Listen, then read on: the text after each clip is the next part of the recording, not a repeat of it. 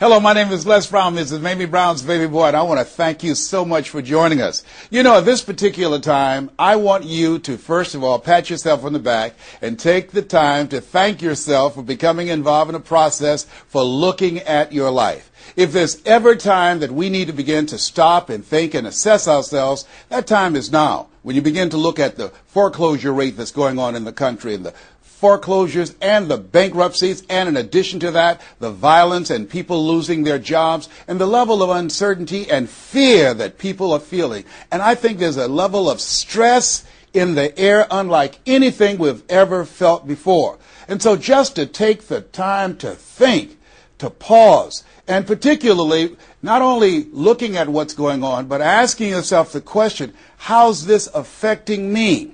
You know, we want to all become successful, but I've found that there's some success that's toxic success. What I mean is that you don't want to end up going after goals and dreams and neglect yourself. I want you to think about your goals and dreams and things that you want to achieve, and at the top of the list, I want you to put up there your strategy for being here. I just came from the doctor. Let me share something with you. I don't care what goals and dreams that you have. You've got to have your health in order to be here. So at the top of my list, and I'm suggesting you put it at the top of your list, your strategy, your game plan for being here. What are you going to do to take better care of yourself? That's one of the first things I want to ask you about. Because when I look at my life at 64, and I used to think people in their 50s were old, but now that I'm 64, I said, look here, people in their 80s and 90s, they're old people. My goal is to be here not only just to see my grandchildren, but to see my great-grandchildren and my great-great-great-grandchildren. But in order to be here, that's not just lip service, that's a commitment with my time, with my energy, and the choices that I make. So I want you to think about your strategy for being here, and I want you to think about your goal for securing your life in your future. See, as I get older, my goal right now is to become an asset to my children rather than a liability, financially and physically. See, I don't want to be a burden to my children. I don't even know if they like me that well. I love my mama. My goal and dream was to take care of my mother. I did that. I bought her a home. I took care of her until she's 89. But children, they're different today. These are different type of people up in here. You don't know what this generation might do. Now, I know they say, Dad, we love you, but I really, really want to stay in good shape and take care of myself because I don't want to be around the house and my kids saying, look here, who's going to take care of him today? All he's doing is sitting around talking to himself, talking about, yes, I can, and yes, I will, talking out of his head. No, I don't want that kind of party for me. My goal and objective is to die young at an old age. So I have a game plan. I don't like to eat vegetables all the time, but now I feel like a silly wabbit. Why? Because I realize at this stage of my life, I've got to eat more vegetables, I've got to get more rest, I've got to drink more juices, and I've got to do all of the things that make the healthy choices that will say to my body, Les, you plan to be here, I see that you're serious, so I'm going to take care of you. I do 160 push-ups every morning nonstop. Why? I couldn't do that at 15 or 20. But at this stage of my life, I've got to do those kinds of things in order to challenge my body, to stretch my body, and to indicate I plan to be here. What's your plan? What's your goal? Because if you don't have a goal for being here is not a given. When I was a kid, we used to go to funerals of old people. I can't tell you how many young people whose funerals I've gone to. I can't tell you how many. And so, and there's something about between 40 and 60. I don't know what it is about that period in time. Between 40 and 60, if you're approaching 40, I can tell you, and you already know, life begins to intensify. Things happen to you, and things happen to people you care about. Between 40 and 60, if you can make it through that period, you can take a deep breath, because most people don't make 60. Most people don't. And why? And I think it's because people just take it for granted that they're going to be here. So I want to share with you some goals and strategies as you think about your goals. I want you to visualize yourself having optimal health. Having your right mind. I used to ask my mama, Mama, every Sunday you stand up in church and other older members of the church say, I want to thank the Lord for waking me up in my right mind this morning. Why do y'all say that all the time? She said, don't worry, son. You live long enough, you'll find out. She was absolutely right. I went in the room the other day to find something. I got in there, and I couldn't remember what I was looking for. I came out. I remembered what I was looking for. I went back in. I found it. Then I couldn't remember why I was looking for it. One of our children said, Daddy, you need some ginkgo biloba. I said, what's that? She said, something for your memory. I went down to the health food store. I was walking around. The lady said, may I help you, sir?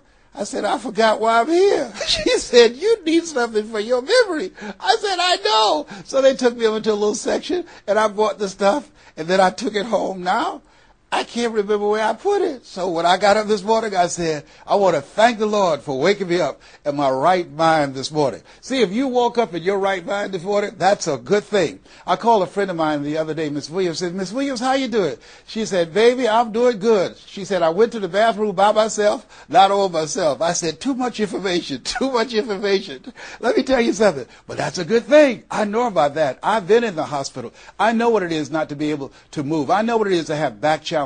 I know what it is to be in pain. So this thing called life, you've got your health. Let me share something with you. That's a good thing. A friend of mine, Bishop T.D. Jakes, said, if you got a problem man or money can solve, you ain't got no problem. I can agree with that. And I learned some things going through that experience. And really, I should say, growing through that experience. My goal at that time was to be here. And trust me, it's better be seen than to be viewed. Are you feeling the brother? Up in here, up in here. So I want you to think about your goals and dreams. And here's what I want you to do right now. I want you to say to yourself, it's possible.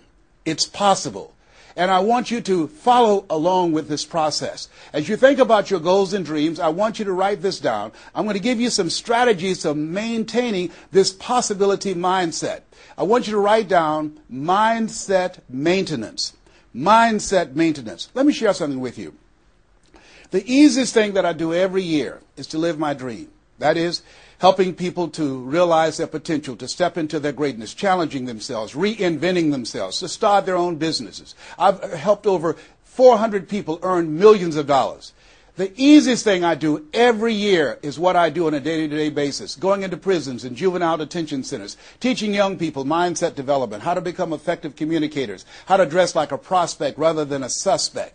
Those are the easy things that I do. Let me share with you the most difficult thing that I've ever done in my life. And that was to believe that I could do it. That's the most difficult thing that I've ever done in my entire life. To believe that I, Les Brown, who was born in an abandoned building on a floor in a poor section of Miami, Florida, with a twin brother. We were adopted. We were 6 weeks of age by Mrs. Mamie Brown, and I called myself Mrs. Mamie Brown's baby boy. All that I am and all that I ever hope to be, I owe to my mother. I saw a sign once that said, God took me out of my biological mother's womb and placed me in the heart of my adopted mother. To believe that I, Les Brown, who was labeled educable mental retarded, put back from the 5th grade to the 4th grade, failed again when I was in the 8th grade, to believe that I had the ability to live the life that I'm now living. No one could have told anybody who knew me, including myself, looking in on us when Mrs. Mamie Brown was raising us in a poor section of Miami, Florida called Liberty City in Overtown, that I would be who I am right now. I didn't even know that. And I want you to think about your goals and dreams, and I want you to expand them. Why? Because it has been said that most people fail in life not because they aim too high and miss. No, most people fail in life because they're just like I was for 14 years. They aim too low and hit. And many never aim at all. Not at all. They just go through life surviving. Someone said that many people die at age 25 and don't get buried until they're 65. I was talking to a friend of mine named Rosia, and I said, Rosia, how you doing? And she said, let me tell you something. Life is a mess. I said, girl, what are you talking about? She said, my life is a mess. She said, you know what? She said, I just was sitting up here thinking, I haven't lived. I haven't lived. She said, I've been working hard all my life, paying bills and taking care of my children, and my children are gone, and I've just been thinking, I haven't done anything. She said, when I die, I don't want when people view my body, I don't want them to say, oh, she had a funny expression on her face. I said, what do you mean by that? I don't want to have an expression that I'm mad. Because if I died right now, I would be mad. I said, why? What are some of the things you'd like to do? She said, travel. I would love to travel. I'd like to see the pyramids. I've never been to Paris. I want to go to Paris. I've never been there. There are things that I want to see, things I want to do. She said, I want to make a difference in young girls' lives, teenage mothers. I was a teenage mother. I want to be able to make a difference in their lives and see the impact that I had on their lives. And she mentioned a variety of things. And I remember a story about a lady who went to the doctor, and she was diagnosed with terminal cancer. And she came home, and she was sitting at a table, and she was drinking some coffee, and all of a sudden, she just looked up and she said, "I refuse to die an unlived life. I refuse to die an unlived life." And she decided that she was going to live. That up to that point, her life was for her family, for her children, for her husband, but she had left herself out of the equation. Have you ever done that? I remember at a period of my life, I was going to work, and I was working on a job that I hated.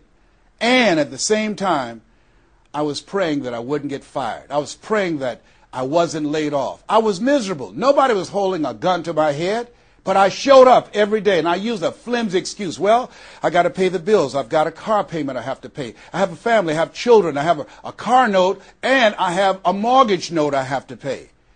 I've got to survive. I was showing up for a paycheck.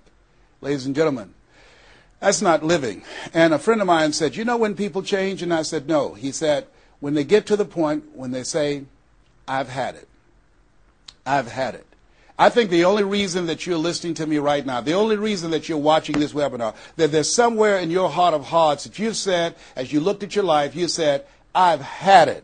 And not only have you said, "I've had it," but you said also in your heart of hearts, "I can do better than this." And let me share something with you. You can. Because if anybody told me, and I'm going to share some things with you that I've done, not for the purpose to impress you, but to impress upon you what the possibilities are when you work on your mind and have mindset development. Because I've found that how people live their lives is a result of their state of mind. It has been said, you don't get in life what you want, you get in life what you are. So part of the process, number one, is expose yourself to positive messages. See what I'm doing right now, I'm distracting the story that's going on in your head right now. How you live your life, how I live my life, how all of us live our lives is a result of the story we believe about ourselves. And most of us are born into stories. I was born into a story where we were poor, but we didn't know it. I didn't know we were poor until I got on a bus with my mother going to do domestic work on Miami Beach. And when we crossed the Venetian Causeway and I saw those big, beautiful hotels, and I was in the homes with my mother making up beds and cleaning, and we ate the food left over from the families that she cooked for. And we wore the hand-me-down clothes of the children that she kept. And I kept saying, "Mama, what is it, boy?" As we got ready to pack up to go back home and to Overtown and Liberty City and all the poverty and filth and the violence there, I said, "Why can't we stay here? Why can't we stay here?" She said, "Leslie, we can't." "Why?" "Because we can." "Why, Mama? Why can't we?" She said, "It's just the way it is. Now shut up." And I kept saying to myself, why is that the way that it is? And I guess I was okay for Wesley and Margaret Ann and Leonard and Angelo and Sharon and Linda, but it wasn't okay for me. I was curious. I wanted to live like Mr. Sidursky lived. I wanted the big car that he had. I wanted that big home that he had. We lived in a 2-bedroom apartment. It was 7 of us, plus Mama. He had a big mansion, just 3 of them, 10,000 square feet. I said, "Mama, what is it, Leslie? One day, I want to buy you something just like this." My brothers and sisters, when we were on the bus going back, they were just engaged in playful things. I was thinking and dreaming. Mama didn't understand why I was thinking like that, because I'd been exposed to positive messages. I had to take care of Mr. Sidursky. I had to shine his shoes and clean his office. And every day when he was listening to motivational messages, I was hearing those things too. Earl Nightingale, we become what we think about. All of us are self-made, but only the successful will admit it. In order to be successful, you must be willing to do the things today others won't do in order to have the things tomorrow others won't have. Your mind is a machine. You must program yourself for success. Wow. When I heard those words, I said, wait a minute. I could program my mind for success. I can program my mind for wealth. You can too. Trust me. I've earned over $55 million in the last 28 years. Anybody told me that I would be doing what I'm doing right now? I spoke recently in Sweden. They paid me 40,000 euro for an hour's speech. I had no idea that this Les Brown that you now see have the ability to do that. I used to work for the Miami Sanitation Department as a garbage collector. I used to be a janitor. I used to do door-to-door sales. I used to work for Sears in Miami on Biscayne Boulevard. I had no idea this Les Brown that you now see had the ability one day to give lectures at Harvard or Yale or Dartmouth University. I had no idea that this Les Brown existed. I don't tell you that to impress you, but to impress upon you. There is more in you. Simba, there's more in you than you have been expressing. All of us have seen Lion King, some great symbols in there. And I say to you, there's more in you right now than's represented in your bank account. There's more in you right now that's being reflected by your life right now. Your life is not a true reflection of your potential. You have greatness within you. You have the ability to do more than you can ever begin to imagine. There's a reason that my favorite book says, as a man thinketh, so is he. And as he continues to think, so he remains. In order for us to begin to break into that level of greatness that we have within ourselves, you have to make a conscious choice every day to expose your mind to positive messages. So I put myself on a regimen. I do this every day, and I suggest that you do it. Write this down. Number one, listen to motivational messages every day. If you have Choosing Your Future, a set of tapes, the CDs that we produce, or Creating Your Greatest Life, I guarantee you, if you do what I'm sharing with you right now, for 6 straight months, every day, your life will never be the same again. I guarantee it 100%. You listen every day for 1 hour to Creating Your Greatest Life, any of those messages, because faith comes by hearing and hearing and hearing. What it will begin to do is interrupt the story in your mind. It will override the story that you believe about yourself. It will distract all the negative thoughts that you have that's holding you back, that held me back for 14 years. When I used to go see the number one motivational speaker on the planet, Zig Ziglar and Tony Robbins, and my heart said, I can do that. I love to help people. I'm just like my mother. And then my mind would ask how. And I went from my heart to my mind. And my mind would say, Les Brown, you don't have a college education. Les Brown, you've never worked for a major corporation. Les Brown, you were labeled educable mental retarded. They call you DT, the dumb twin. You're not as smart as your brother. Have you ever thought about something you wanted to do and you convinced yourself that you couldn't do it? See, sometimes we need to have some external voices. And so by listening to motivational messages, that began to override the negative thoughts that I had about myself in my mind. And it gave me a new story and empowered me and gave me a vision of myself beyond my circumstances and mental conditioning and started me to writing a new chapter in my life. And so now, money will never be another issue for me. And that was an issue for most of my life because I didn't know what I didn't know and I thought I knew. So one you have to do is that you have to have a mindset development strategy where you are deliberately taking an hour every day listening to a motivational message. Every day. Here's something else. Read 10 to 15 pages of something positive every day. Why? And read it with conviction and stay focused. 10 to 15 pages every day. This is 7 days a week? Absolutely. Absolutely. Every day, McDonald's know that you know where they are.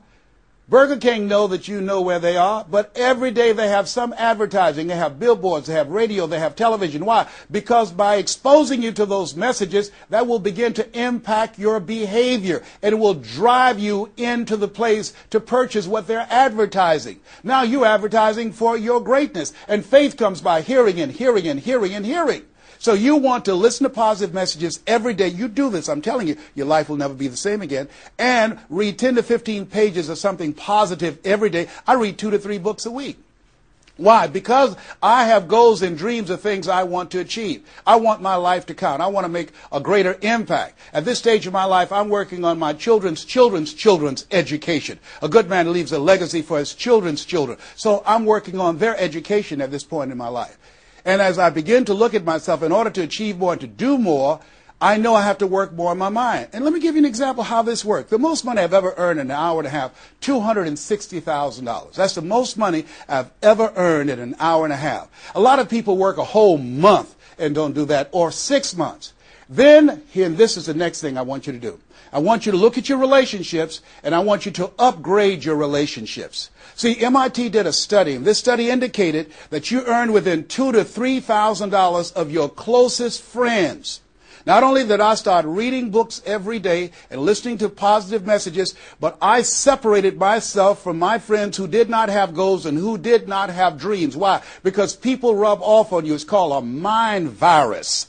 you earn within $2,000 to $3,000 of your closest friends. So when you upgrade your relationships, you got to ask yourself the question, who is it that I need to associate with, that I can learn from, that I can grow mentally, emotionally, spiritually, and financially? By aligning myself with another person that I can learn from. And Dr. Dennis Kimbrough said, if you're the smartest one in your group, you need to get a new group. Whoa, think about that. I was the smartest one in my group.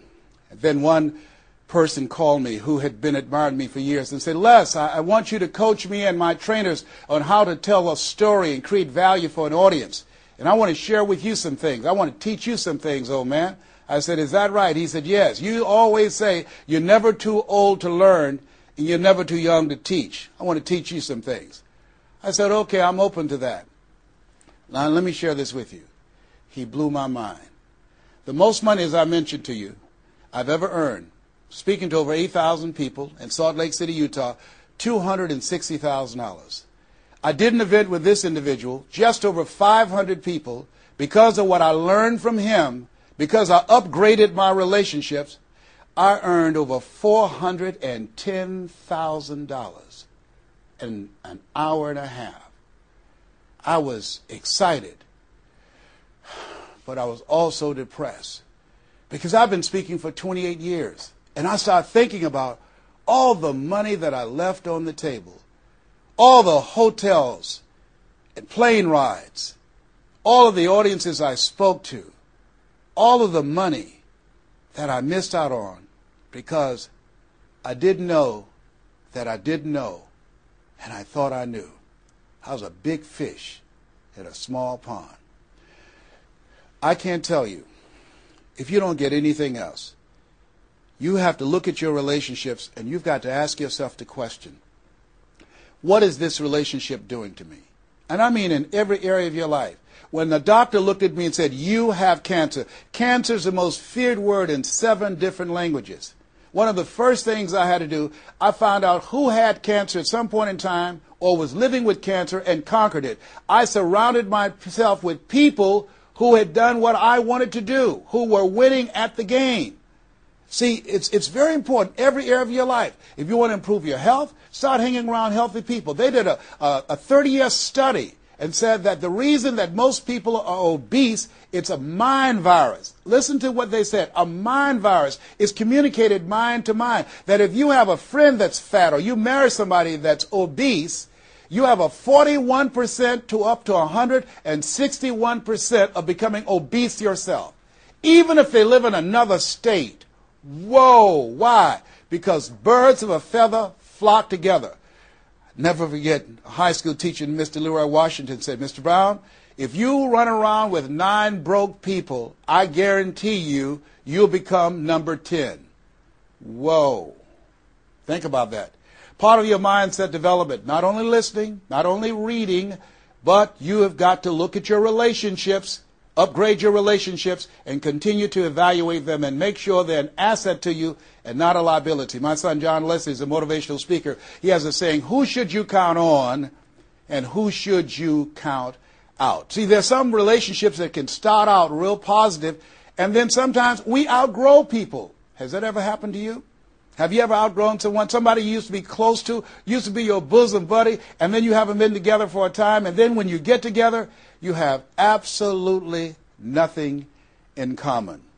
Sometimes that happens with family members. My twin brother, it's a strained conversation because he's talking about, Les, did you hear who died? No, I don't get up reading the obituary column. I'm glad my name is not there. Hello, I don't care. I'm focusing on living. Our conversations are so different. Isn't it interesting how you could be raised in the same family, same circumstances, by the same parents and end up dramatically different? It's called life. Here's the other thing that's very important. Write down the goals that you want to achieve. Write them down. Put them on a 3x5 card.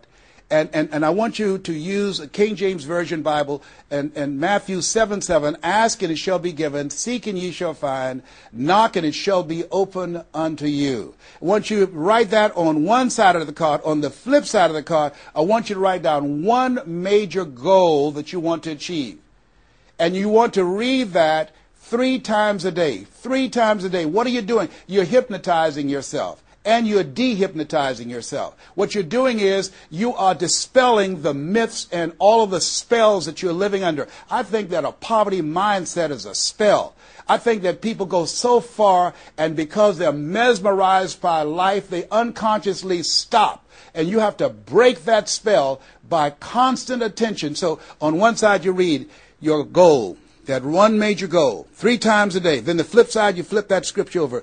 Ask and it shall be given. Seek and ye shall find. Knock and it shall be given unto you. As you read that every day, 3 times a day, I can tell you, amazing things, breakthroughs will happen for you. Now, we're going to take a break right now, and I want you to take the time to think about this one thing.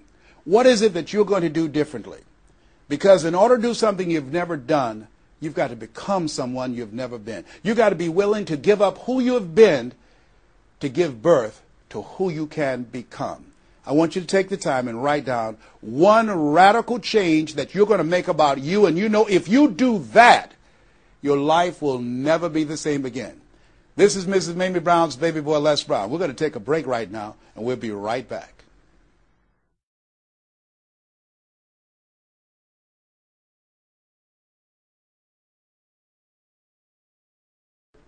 Hello, this is Les Brown, Mrs. Mamie Brown's baby boy. I hope you took some time to really go within because, see, no one knows you like you. You know what it is that you need to work on. I mean, one of my main issues that I had to dramatically change about myself was I had to develop courage. I used to go see people do things. I saw speakers on stage. My heart would say, I can do that. But I didn't have the courage to stand up for myself. For 14 years, I procrastinated. For 14 years, I kept myself as a spectator sitting on the sidelines. And then I saw a speaker, and he was so boring, the room was as quiet as a graveyard between funerals. And I said, whoa, if he can do it, I know I can do it. And because I saw what he did, and his brother-in-law was sitting next to me, and he said, you ought to be that boring and earn the kind of money he earned. I said, how much did they pay him? He said, $5,000. I said, $5,000? He's only been talking for about 45 minutes or an hour. He says, that's how much they make. Now, I wasn't earning $5,000 a month. I said, wait a minute. If he can do that, I know I can do that. Have you ever done that before? He gave me courage. And so at that moment, now that was a decision. I didn't have to have his example of somebody that was less talented than I was to give me the courage. I should have had the courage to stand up myself, to believe in my own stuff.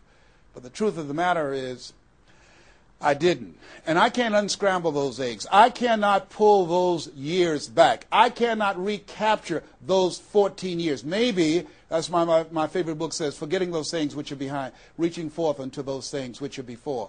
And press toward the call of your higher calling. Press toward that mark of your higher calling. And that's what I do. That's what I do every day. I have to continue to work up the courage. I remember going in to do a presentation before a group of educators. I was the only one there without a college degree. And I had to talk to myself. I went into the bathroom and I said, Les Brown, let me tell you something. What do you care about the fact they have MBAs and PhDs? That only means pile high and deep to you, and not any disrespect for credentials. They're very important. But I had to get myself together. Hey, look here, you can't go in there worrying about what they have. Just bring what you have. You got 7 children you got to take care of. You got a mother you have to take care of. And you have something to say. You have some talent. You have some abilities. You've got to believe in yourself. You've got to stand up. You can't punk out now. You can't fold now. See, sometimes you have to talk to yourself. It might be the most intelligent conversation you will ever have, talking to yourself. So that radical change, it doesn't happen overnight. You can make the decision, but you've got to stay on top of yourself every day to come from and live your life from a place of power, courage, and faith, as opposed to being a volunteer victim, as most people are, volunteer victims. Here's something else. Get an accountability partner. Get someone that's like you, a like-minded, like-hearted person that you have similar goals and dreams, and you hold each other accountable, and you talk with each other on a regular basis. And if you can, join a mastermind group of other supportive mindsets of individuals who are working to improve themselves, who are stretching and challenging themselves. And here's something else, a worthwhile investment. Find yourself a coach. Find someone in your industry, find someone in your area of interest that you can invest in yourself and have an accountability coach. I have a coach. I spend over $100,000 a year on my personal growth and development on my coach. Why, Les? You're Les Brown. You were selected one of the top 5 speakers in the world. You got the highest award from Toastmasters International and the National Speakers Association. You're one of the highest paid speakers in the world. Why would you need a coach? If you ever watch Tiger Woods, who everybody would say arguably one of the greatest golfers on the planet today, whenever he swings, you will see him look at the ball, and then he'll look to the right to look at his coach. If Tiger Woods needs a coach, what do you need? What do I need? Here's something I can tell you that I know. You can't see the picture when you're in the frame. You can't see the picture when you're in the frame. Most people fail because they don't know that they don't know, and they think they know. Einstein said, the thinking that has brought me this far has created some problems that this thinking can't solve. See, what got you where you are right now? Your best thinking has produced the level of money that you have, your level of accomplishment, the growth of your business, or the lack of. Your best thinking has produced that. Own that.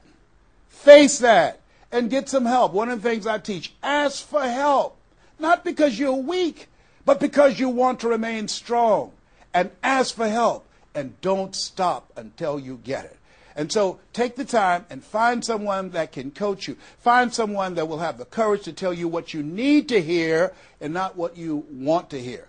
And that's what I have. And Mike Williams, who's been my coach for the past 38 years, and I shudder to think what would have happened to me. I used to be a disc jockey, Les Brown, the man about town, LB, Triple P. There were none before me, there will be none after me. Therefore, that makes me the one and only. Young and single, love to mingle, certified, bona fide, duly qualified to bring you satisfaction and a whole lot of action. I was bad, baby. Yes, I was. And this guy said, Les, you're more than a disc jockey.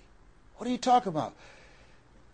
Man, if you can entertain people and don't see them, if you can reach people, Les, through this microphone and you can't see them, what can you do if you could see them? If you can entertain them, you can educate them. You can empower them. If you can be Les Brown, the man about town, and you can swim to the bottom of the deepest ocean or climb to the mountain, the top of the highest mountain, no matter where you go, they'll be talking about me, LB, Triple P. If you can come up with all of that kind of gobbledygook garbage, what could you do if you sat down and you started thinking and doing editorials about things that's maintaining our detriment? What could you do to inspire people to register to vote? What could you do to begin to impact public policy? You've got to get a larger vision of yourself. I said, Mike, I never thought about myself in that way. See, has anybody ever seen something for you that you didn't see it for yourself?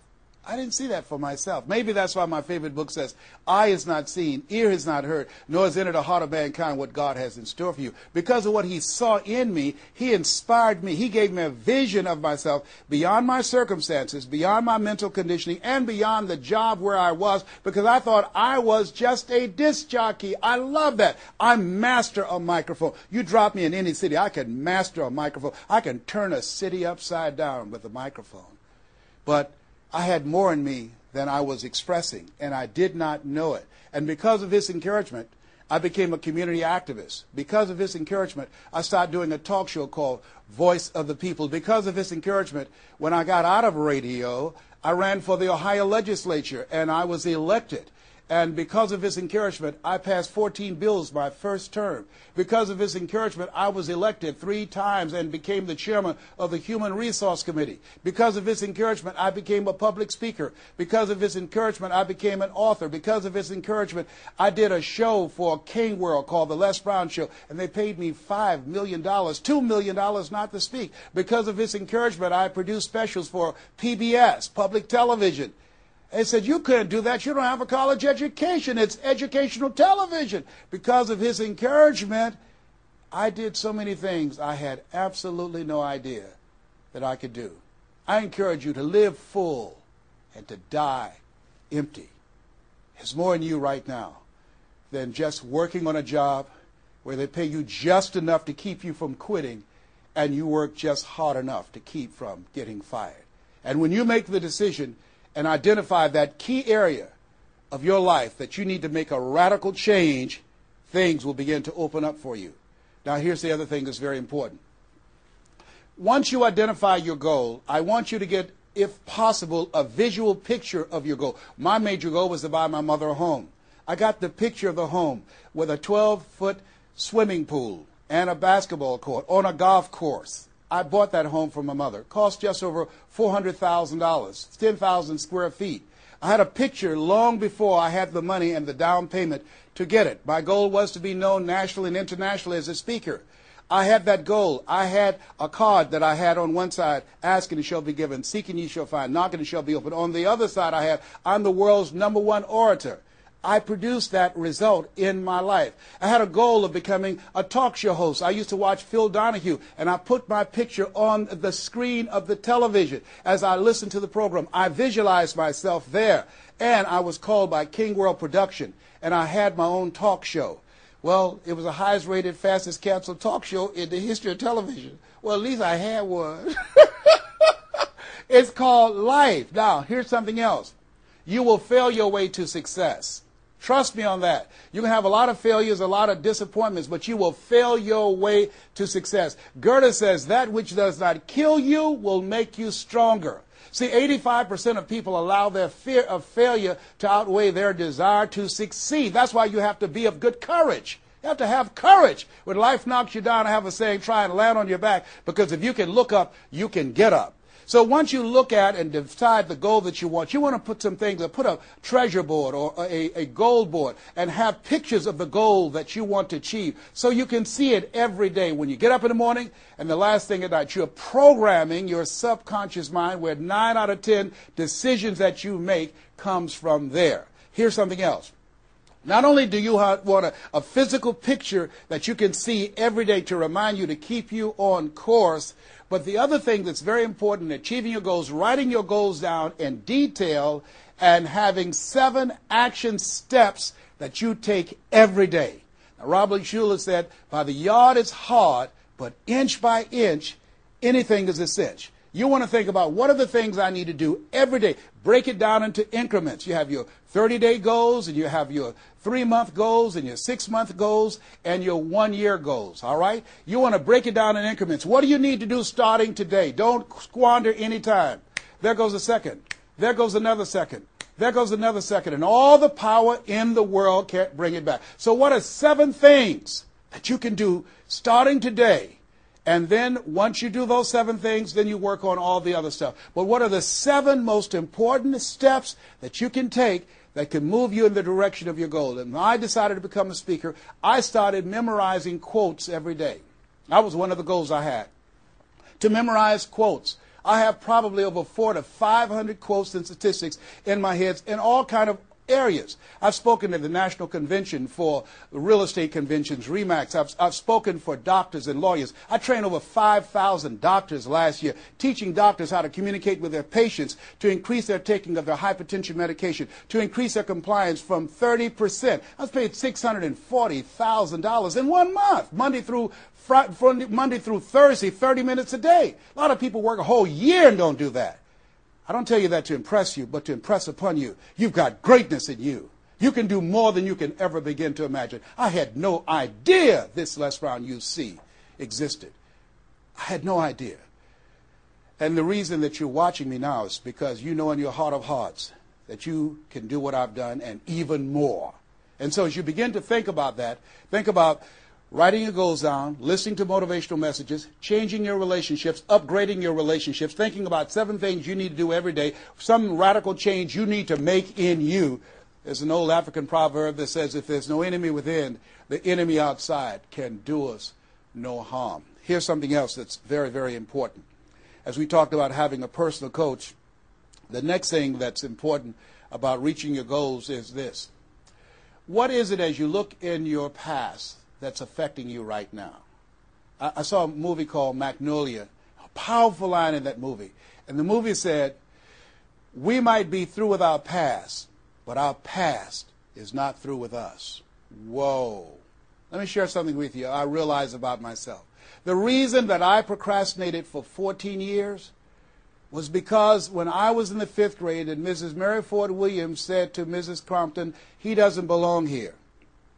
He is slow. He's not like his brother. And they put me back from the 5th grade to the 4th grade.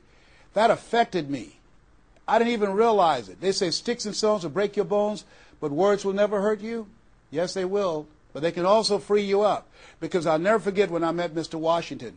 It was my junior year in high school. I had been in special education from the 4th grade all the way up to my junior year in high school. My twin brother always made the honor roll.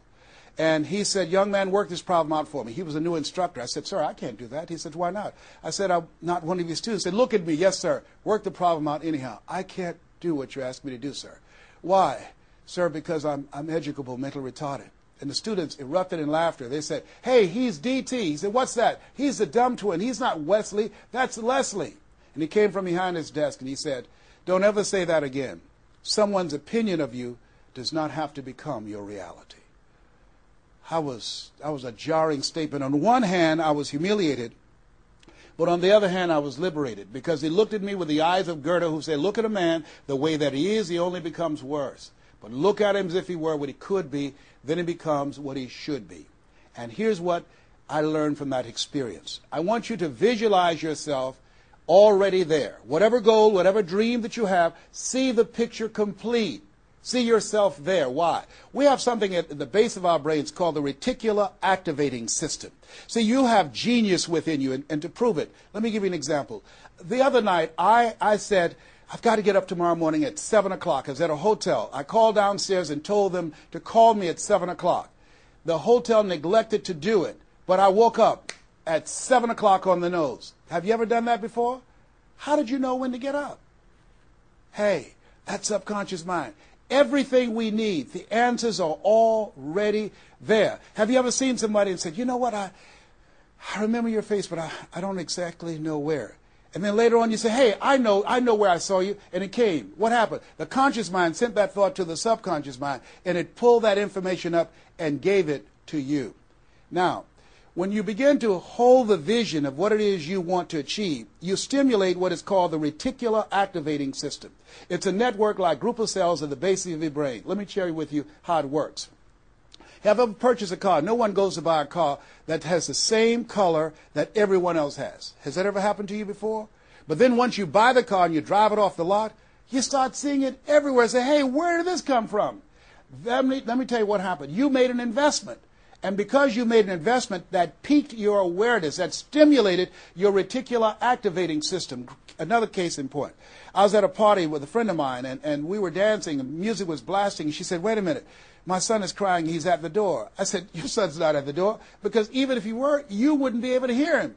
And she stopped, went to the door, opened the door, and there her 4-year-old son was at the door. How did she hear it and I didn't hear it and the other people dancing? It wasn't our child.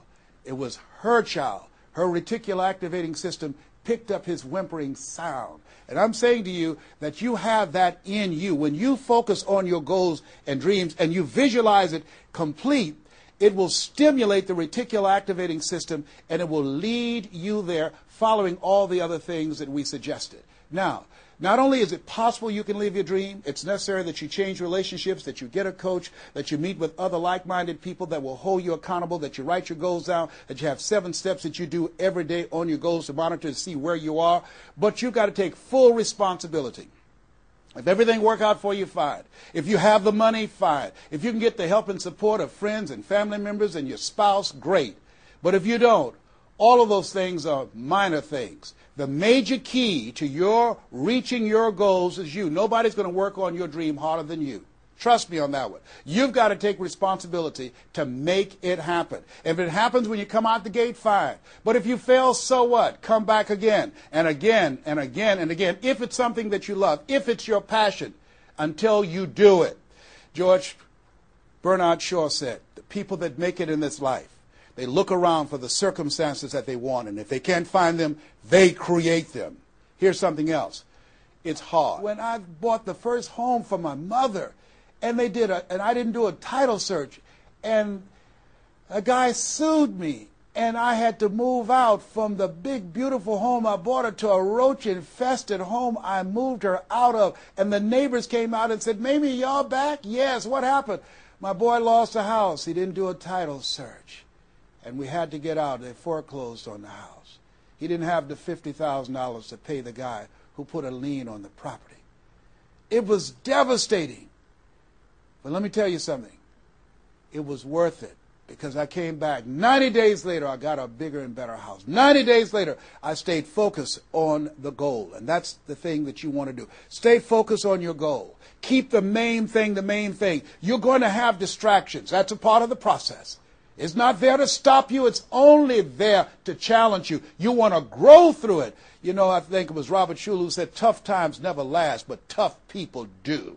Keep the main thing the main thing. You going through hell? Don't stop. Keep moving. Keep on moving. Don't stop to talk about it. Keep moving. That's the name of the game. Keep on swinging. One of my favorite movies is Cool Hand Luke and Paul Newman. I don't know if you've ever seen the movie, but there's a scene where Cool Hand Luke is fighting a guy, big dude, just kept knocking him down. Bam! That kept on knocking him down. Cool Hand would get up, he'd knock him down. Bam! And pretty soon the guys was feeling sorry, say, "Stay down, Cool Hand, stay down." Cool Hand Luke would get back up again. Guy would knock him down. Bam! The guy would say, "Stay down, man, stay down." Cool Hand would get back up again. The guy would knock him down. Bam! And after a while, the guy got tired of knocking Cool Hand down. And Cool Hand stood up. Everybody had walked away, and he was still swinging in the wind. Swinging. Nobody was there but him. That's who I am. Cool Hand Luke. That's who you want to be. Cool Hand Luke. You keep on swinging, and the universe will yield to you. It will dispatch angels to come rescue you and say, "Back off. Give him what he wants. Give her what she wants. Let's go find a wimp today." That's the way life is. It's hard, but it's worth it. What will make it worth it for you? Nietzsche said, if you know the why for living, you can endure almost anyhow. I want you to take the time and write down 12 reasons on why you won't fail. Because when the tough times come, and they're going to come, when life hits you on the blind side, and that's going to happen, your children start going crazy, or someone you thought you'd be married to for the rest of your life, like I went through, and they decide they want a divorce, called life. What is it that can keep you going? Your reasons will be your rod and staff to comfort you, to take you through that process. I can tell you it's possible. You can live your dreams. It's necessary that you surround yourself with people you can learn from and grow from, that you write your goals out, you work on them every day, that you have a made-up mind, I'm going to make it. It's necessary that you constantly work on yourself, reading positive material, listening to positive material, going to seminars and workshops, investing in yourself, getting a coach. And it's you. You've got to take personal responsibility to make it happen. Don't see yourself as a victim. And it's hard. It's hard. Changing your life is hard. Getting up, working when you're in pain is hard. It's hard. It's hard. Working when you are trying to make something happen for you and the family, and you go home and you're facing a living hell where you need to refuel and replenish yourself mentally and emotionally and spiritually, and you got a battle in your home base. It's hard to keep your spirit up. It's hard. And people don't see the vision. They don't believe in you. They say, "Oh, you can count on me," and they're not there. They just lied. They're only there when they need you. It's hard. I can tell you, it's worth it. The sacrifice that you have to make, I can tell you from my experience, it's worth it. So take the time to write down, what are those 12 reasons of why you won't give up? What is it that will make it worth it for you? And once you find that, you will create some momentum in your life, and then it's done. It's done. Stick a fork in it. It's done. Here's something I want you to keep in mind. Life is a fight for territory. It's a fight for territory. And once you stop fighting for what you want, what you don't want will automatically take over. I want you to read that. I want you to memorize that. I want you to put it someplace where you can see it. I want you to keep that in mind. Life is a fight for territory. And once you stop fighting for what you want, what you don't want will automatically take over. Once you stop fighting for financial freedom, I am cancer-free, I'm debt-free, and I'm drama-free. I have the faith to call forth those things that be not as though they were. I'm fighting for my peace of mind. I'm fighting for my freedom. I'm fighting for my children's children's children. I'm fighting to create a brighter tomorrow. I'm fighting to make a difference in life. I'm fighting to make my print, to leave my mark. I refuse to die and unlive life. And that's what you are doing right now. You're saying to yourself, I refuse to die and unlive life. I want my life to count. I want my life to mean something. I want not to be a burden to anybody. I want to control my own future, to write my own check, to control my own destiny, to do what I want to do when I want to do it, not to answer to anyone else but myself. You have it like that. The only reason you're watching me is because we're cut from the same cloth. We're branches of the same tree. The only reason you take the time to invest in your time, your money, and your energy to just stay here and focus right now, because you feel me in your heart. Where your heart is, there your treasure is also. As a man thinketh in his heart, so is he. And I say to you, keep in mind what I said. Life is a fight for territory. And once you stop fighting for what you want, what you don't want will automatically take over. Jim Rohn said something I love. He said, when the end comes for you, let it find you conquering a new mountain, not sliding down an old one. No. Life is too short and unpredictable, as Helen Keller would say. Eat the dessert first. Don't let it find you sliding down the same mountain. I don't know what your goals are. I don't know what your dreams are. Here's what I know about you. You have greatness within you. Here's what I know about you, and I don't even know you, but based upon my own experience, you were chosen on purpose for a purpose. 1 out of 400 million sperm. You have greatness within you, but greatness is a choice. It's not your destiny. It's a choice that you have to make every day. Choose ye this day whom ye shall serve. The mediocre part of yourself or the greatness that you were chosen for. This has been Mrs. Mamie Brown's Baby Boy. I hope you've gotten some value out of this. It's been a plum-pleasing pleasure as well as a privilege. God bless you. God bless your dream. And God bless the greatness that is in you. The world needs you, and we need you now. And so it is.